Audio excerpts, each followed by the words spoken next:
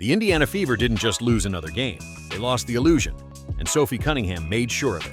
What started as a routine post-game moment turned into a microphone drop heard across the entire WNBA. Sophie didn't speak like a player trying to keep the peace. She didn't tiptoe around the elephant in the room. No, she looked directly at the league, the coaches, and the cameras, and set the whole system on fire. Because this wasn't just a defense of Caitlin Clark. This was a full-on indictment of everything that's gone wrong in Indiana. The outdated game plans, the baffling rotations, the refusal to build around the one player everyone came to see. Sophie didn't sugarcoat a thing. She called it like she saw it. And in doing so, she exposed the uncomfortable truth the Fever front office and WNBA leadership have been trying to hide for weeks. And once you hear what she said, you'll understand why the league may never be the same again. Let's break it all down. Sophie Cunningham didn't just show up to the press conference, she showed out.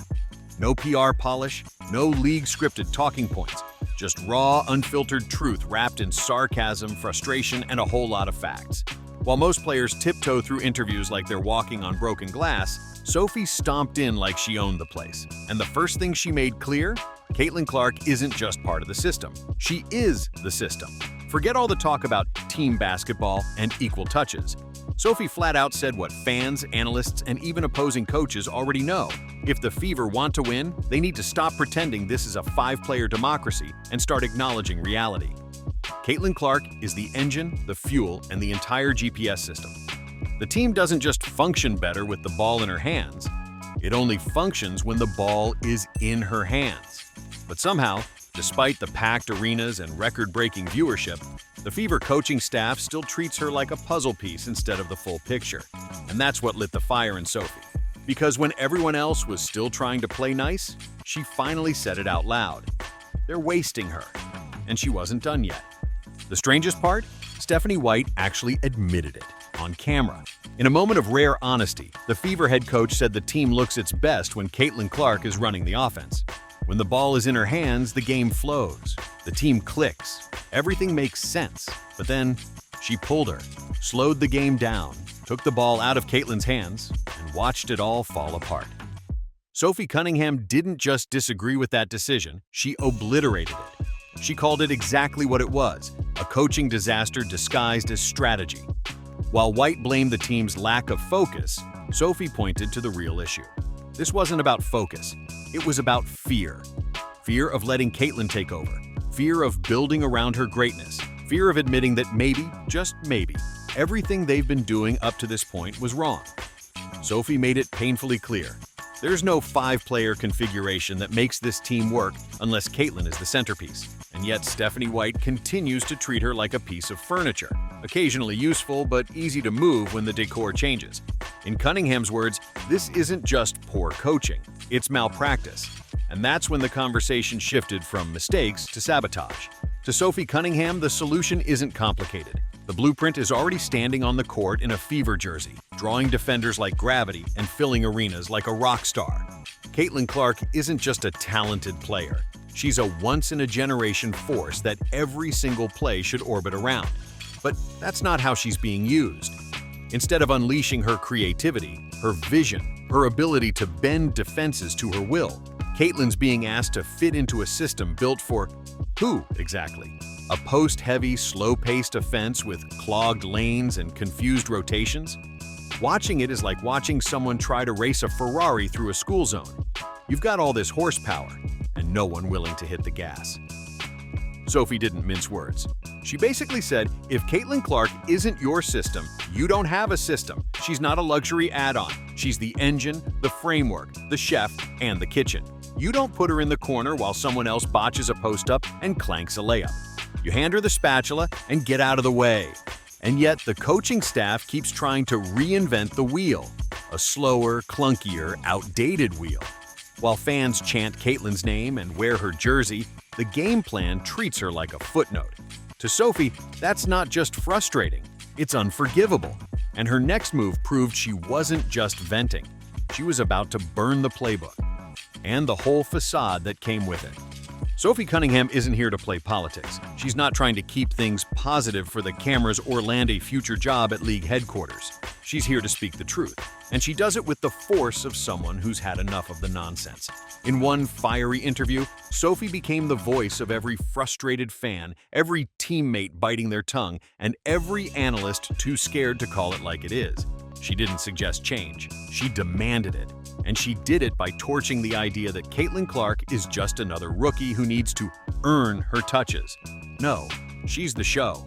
She's the reason fans are packing arenas, networks are fighting for broadcast rights, and WNBA highlights are finally going viral. So when Sophie saw Caitlin being treated like a role player, shoved off ball, pulled out during crucial stretches, turned into a decoy, she didn't stay quiet. She called it what it was, a total failure to recognize who your franchise really is. She said it plainly. Caitlin isn't some side character in a team drama. She's the headline act, the main event, the name on the marquee. And if you don't build around her, you're not just making a mistake, you're throwing away a golden opportunity. But what made Sophie's rant hit even harder was how brutally accurate it was. In today's WNBA, most post-game interviews sound like they were copy-pasted from a PR handbook. A blur of, we just need to execute better, and it's a team effort. But Sophie Cunningham? She didn't get the memo. She doesn't do pre-approved talking points. She doesn't smooth over controversy with corporate buzzwords. She grabs the mic and lets it fly. No filter, no fear, no apologies. And that's what makes her dangerous and powerful. Because while everyone else was playing the political game, Sophie broke ranks. She questioned coaching decisions. She laughed at outdated play designs. She even stirred the pot on WNBA expansion, suggesting where the league should grow, knowing full well it would ruffle feathers. And guess what? It did. But here's the thing, she didn't care.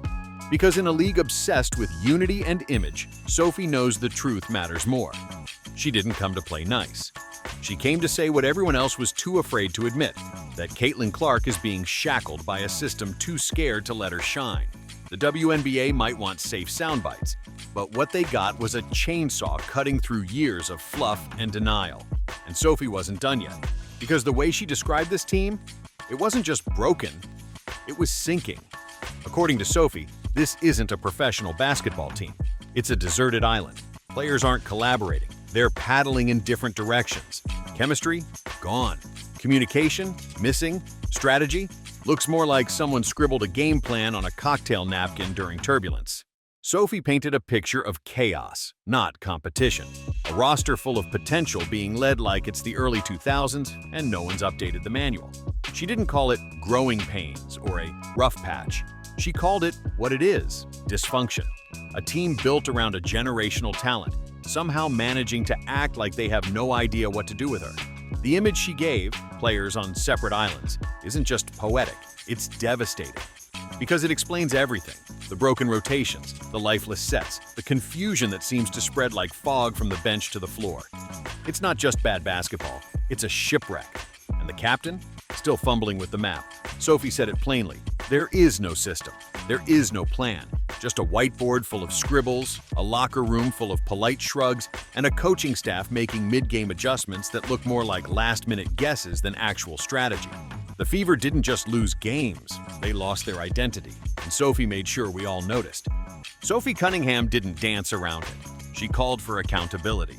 And whether she said it outright or not, the message was crystal clear. Stephanie White has to go. 19 games into the season, with a generational superstar on the roster, the Indiana Fever are still fumbling through lineups like it's preseason. Sophie didn't just hint at poor leadership, she dissected it. She laid out the symptoms: broken chemistry, disjointed rotations, a franchise player being used like a decoy. And she pointed to the diagnosis: coaching failure. While White offered excuses and deflected responsibility, Sophie stared straight into the camera and said what every fan was screaming online: this isn't working. It's not the players, it's not the vibes, it's the leadership, period. She compared the offense to street performance art, all movement, no meaning. She mocked the idea that this was some kind of long-term strategy by showing how Caitlin Clark, arguably the biggest draw in the entire league, is being neutralized on purpose. The Fever didn't just misuse her, they grounded her brilliance, like parking a jet and then complaining it can't drive. And what does the coaching staff do in response? Shrug. switch lineups like a desperate DJ spinning bad records. Hope something, anything finally clicks. But Sophie's not hoping anymore. She's demanding change. Because when even your teammates start sounding like the fan base, the clock's ticking. The moment Sophie Cunningham spoke, the fuse was lit. Her words didn't just echo through the locker room, they detonated across the WNBA. Fans weren't just listening, they were cheering. Comment sections turned into war zones. Analysts scrambled to respond. And inside the league office, you could almost hear the uncomfortable silence. Because here's the uncomfortable truth. Sophie didn't say anything wrong. She just said it loud. And now, everyone's asking the same question. Not about Sophie, but about Caitlin Clark. How much longer is she going to stay quiet? Because rumors are swirling. Some say she's already eyeing New York. Others think she's too loyal to leave. But one thing's certain, no star wants to spend her prime in a system that doesn't believe in her. And Sophie's outburst may have forced the Fever and the league to look in the mirror. Will they finally build around the most marketable player they've ever had? Or will they keep pretending this is just a phase, hoping the problem solves itself? Because this isn't just about a losing record anymore. This is about a superstar being misused, a fan base growing impatient, and a teammate brave enough to risk everything just to say what everyone else is thinking. The WNBA has reached a fork in the road, and the next move could change everything. In a league where silence is safe and diplomacy is expected, Sophie Cunningham grabbed the mic and shredded the script. She didn't just defend Caitlin Clark, she ripped the blindfold off an entire organization. She called out the wasted potential, the laughable game plans, the fractured locker room, and the leadership vacuum that's dragging the Fever down. Her message was sharp, unfiltered, and impossible to ignore. Caitlin Clark is not a side character in someone else's slow-paced drama. She's the headliner, the system, the solution. And every second she's not treated like it is a second this team, and this league, is playing with fire. Maybe that's why Sophie's honesty felt so shocking. Not because it was cruel, but because it was true. The kind of truth that makes people squirm. The kind of truth that doesn't get posted on team social media accounts. The kind that makes headlines and starts uncomfortable but necessary as conversations. Because sometimes it doesn't take a meeting or a playbook to fix a broken system.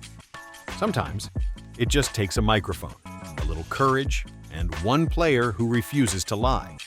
And this time, her name was Sophie Cunningham.